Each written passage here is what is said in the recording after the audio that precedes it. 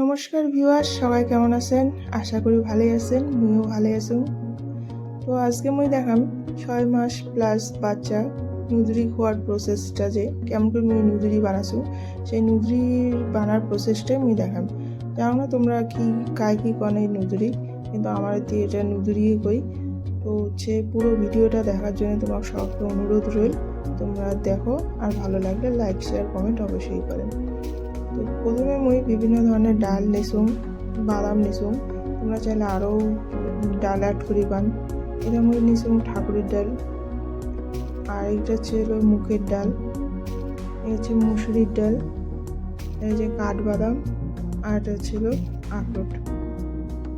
আর চালের পরিমাণটা আনা বেশি নিসুম, চালের পরিমাণটা আনা তোমরাও বেশি নিবেন। আর তোমরা চাইলে আরও বিভিন্ন ধরনের ডালও অ্যাড করিবান।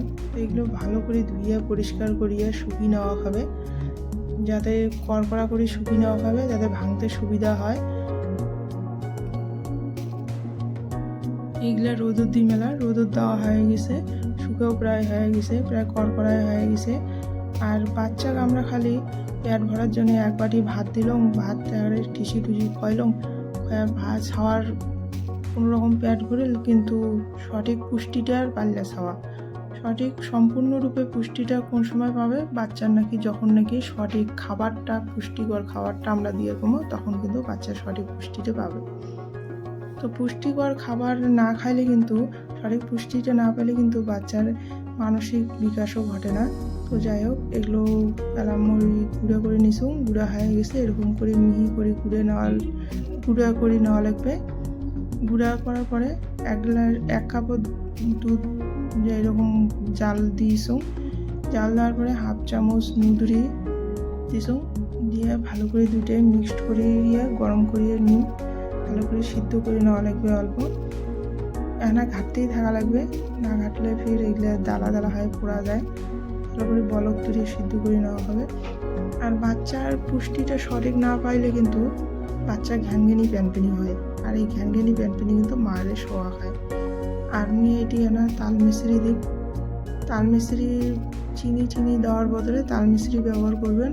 তাল মিশ্রি বাচ্চার পেটের ভালো উপকার হয়, গ্যাস ট্যাস কমে। এগুলো এরকম করে সিদ্ধ করে নিন ভালো করে। বাচ্চা খাওয়ার যত পুষ্টিকর খাওয়াটা খাবে ঘরের তৈরি, তত ভালো স্বাস্থ্যকর হয়।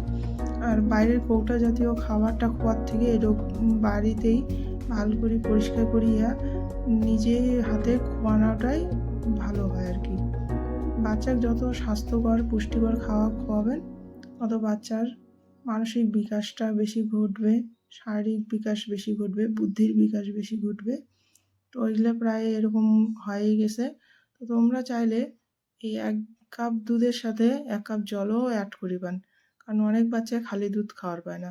খালি দুধ খাইলে অনেক বাচ্চার পেটে সহ্য হয় না। তো আর যে বাচ্চা খালি দুধ খাওয়ার পায়, তো খালি দুধই দিবেন। 6 মাস প্লাস যেগুলো বাচ্চা, এরকম হালকা করিয়েই তোমরা খাওয়াবেন। আর যেগুলো 1 বছর হয়ে গেছে, সেগুলো অল্প ভারী করেই খাওয়াবেন। তো কেমন বাচ্চা কেমন খায় সেটা তোমার আন্দাজ মতো করেন।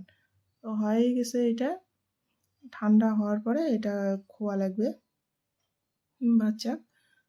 আর স্বাস্থ্যকর বাচ্চা হইলেই মার ভালো লাগে, পরিবারের ভালো লাগে, সবার ভালো লাগে। ধন্যবাদ।